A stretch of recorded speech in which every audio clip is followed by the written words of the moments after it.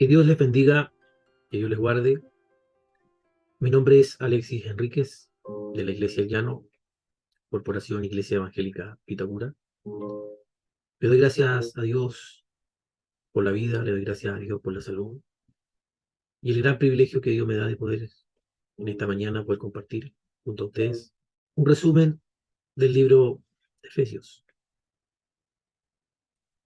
El libro de Efesios, cuyo autor, Pablo, se evidencia su adjudicación en la apertura como autor en el capítulo 1, versículo 1, en donde Pablo, apóstol de Jesucristo por la voluntad de Dios, a los santos y fieles en Cristo Jesús que están en Efeso, gracias y paz a vosotros de Dios nuestro Padre y del Señor Jesucristo. También hace mención en el capítulo 3, versículo 1, por esta causa yo, Pablo, prisionero de Cristo Jesús, por vosotros a los gentiles. Fue escrita desde Roma, cuando Pablo se encontraba prisionero, como lo relata Hechos, capítulos 28, versículos del 16 al 31. La finalidad de esta carta, tras las oraciones de Pablo, sus lectores crecieran en fe, crecieran en amor, crecieran en sabiduría y revelación del Padre de la gloria, y que pudiesen vivir, ¿cierto?, de una manera digna del Señor Jesucristo. La entrega de esta carta, al igual que la carta de los Colosenses, fue por Tíquico, colaborador, ¿cierto?, del apóstol Pablo. Dentro del contexto histórico, la ciudad de Efeso fue quizás mejor conocida por su magnífico templo de Artemisa o Diana, una de las 7 maravillas del mundo antiguo. También fue un importante centro político, educativo y comercial, clasificado con Alejandría de Egipto, Antioquía de Pisidia, en la parte sur de Asia Menor. La fuerte iglesia comenzada por Priscila y Aquila fue más tarde firmemente establecida por Pablo en su tercer viaje misionero, relatado en Hechos capítulo 19, y fue pastoreada durante unos 3 años. Después de que Pablo partió, Timoteo pastoreó la congregación durante quizás 1 año y medio, primordialmente para contrarrestar la falsa enseñanza de unos pocos hombres influyentes como Himeneo y Alejandro, quienes probablemente eran ancianos de la congregación. Debido a esos hombres, la iglesia en Efesio estaba plagada de fábulas y genealogías interminables, y por ideas ascéticas y contrarias a la Biblia, tales como la prohibición del matrimonio, la abstención de ciertos alimentos. Aunque esos falsos maestros no entendían correctamente las escrituras, propagaron sus interpretaciones impías con confianza, las cuales produjeron en la iglesia disputa, más bien que edificación de Dios, que es por fe.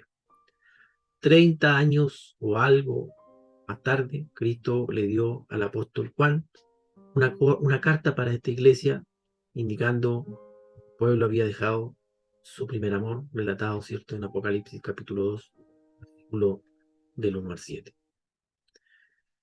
La carta de Pablo a los Efesios la podemos dividir, ¿cierto?, en dos. Capítulo 1, 2 y 3 guarda relación con la historia del Evangelio, y el capítulo 4, 5 y 6 habla con la historia, obviamente, del creyente.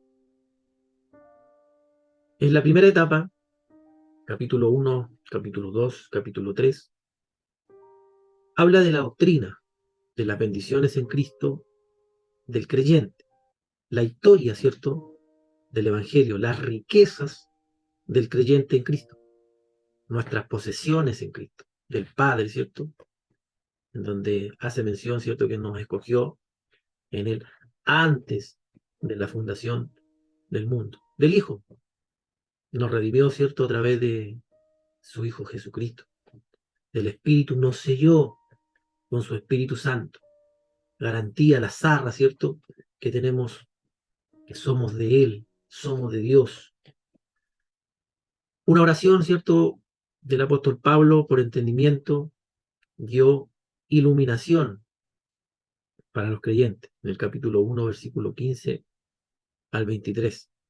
Nuestra posesión en Cristo, salvos, ¿cierto? Por gracia. Resucitados y sentados en el trono, nos hizo sentarnos en lugares celestiales con Cristo Jesús, reconciliados y colocados en el templo. Su segunda oración, ¿cierto? En el capítulo 3, del 1 al 21, guarda relación con la fortaleza, con el poder en el hombre interior por su Espíritu Santo.